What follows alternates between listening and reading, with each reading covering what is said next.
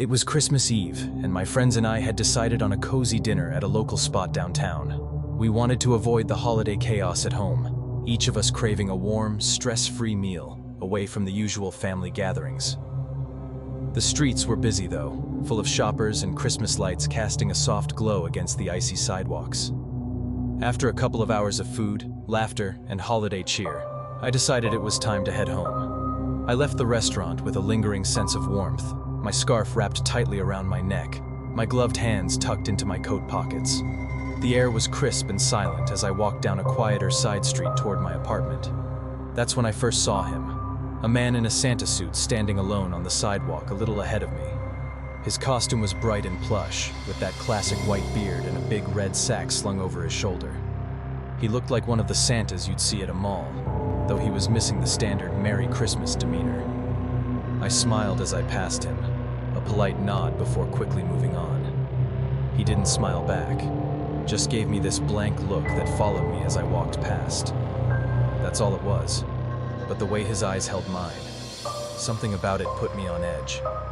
I kept walking, feeling his gaze still on me even after I'd rounded the corner. I shook it off as nothing. It was Christmas Eve after all. People were just out in costumes, probably drunk or celebrating in their own odd way. I continued walking, my street a few blocks down, though the night was growing quiet as the crowds thinned.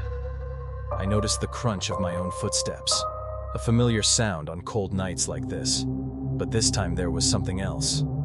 An extra set of footsteps echoed just slightly behind me. At first, I ignored it, thinking it was another passerby, until the footsteps slowed down exactly when I did. I tried to glance over my shoulder without making it obvious. Sure enough, there he was, the Santa I'd seen earlier. He wasn't close, maybe 20 or 30 feet back, but it was unmistakably him. That same outfit, that same blank look on his face. He was just watching me. I turned my attention back to the sidewalk, quickening my pace, and watched as the light ahead changed, offering me a chance to cross the street.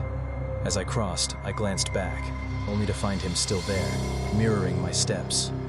He crossed the street as I did, maintaining the same, unsettling distance. My heart began to beat faster, each beat resounding louder in the quiet of the night. I wanted to tell myself that I was overreacting, that he was just another person out enjoying the holiday in his own way. But each time I glanced back, his pace would adjust to mine. I took out my phone, trying to seem casual as I dialed a friend. When she didn't answer, I left a message, my voice carefully controlled to avoid sounding frightened. "Hey, just calling to say Merry Christmas again.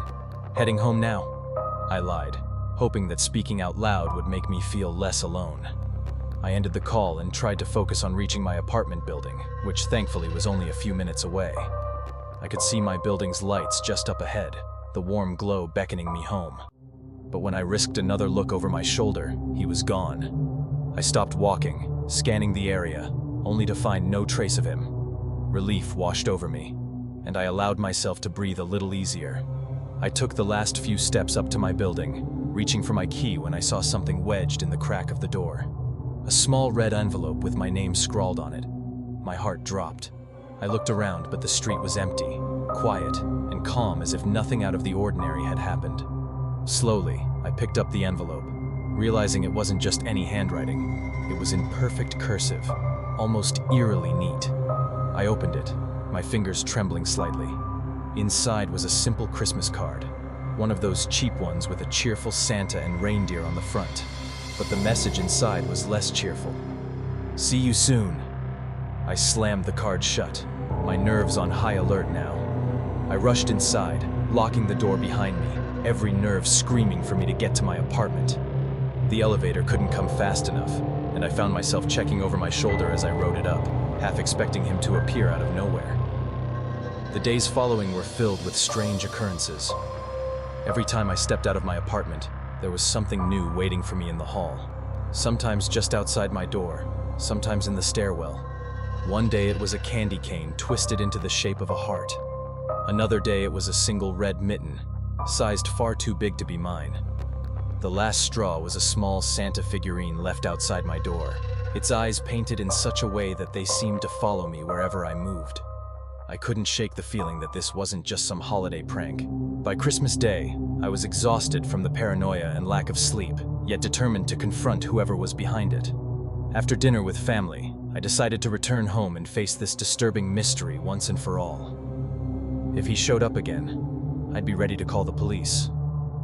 But as I made my way back up the stairs to my apartment, my heart stopped. Sitting just outside my door was a wrapped present, the same unsettling red, with a tag that read, "For you." I didn't want to touch it. I didn't even want to go near it. But something compelled me to take the gift inside. I placed it on my kitchen counter, eyeing it like it was about to explode. My phone was in hand, ready to call for help, but curiosity got the better of me. I opened the present with careful hands, pulling the paper back to reveal a small, old-fashioned bell, tarnished and worn with age. Attached to it was another note. "Whenever you're ready, I'll be waiting." I slammed the box shut, throwing it across the room, the bell ringing sharply as it hit the floor. I couldn't believe this was happening. I couldn't believe this wasn't some sort of nightmare. All of these strange little gifts, the constant watching and following. It wasn't just an obsession. It was like he was marking me. I spent that night lying in bed, every creak of my apartment making me jump, every shadow outside my window looking like a man in a red suit. I waited, eyes glued to the door, half expecting him to show up.